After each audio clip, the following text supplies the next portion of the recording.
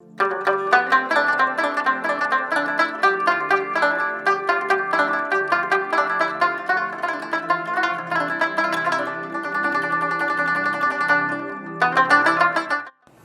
مانیستم، رئیس شرکت یاریا بغلان.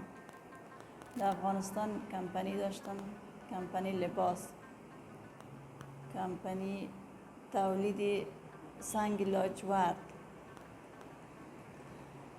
بیکای چرمی، گندای افغانی.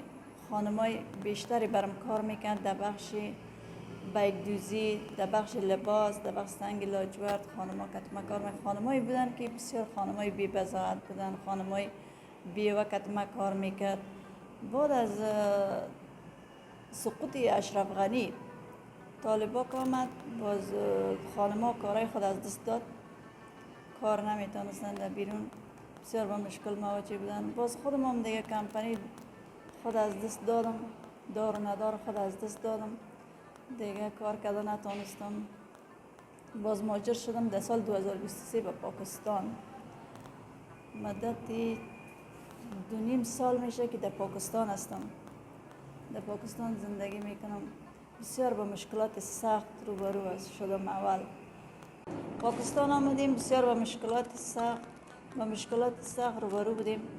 خانه کرایه گرفتیم، یک خانه داشتیم، بسیار با سختی دیگه در یک خانه به سر می بردیم، دیگه چی نداشتیم.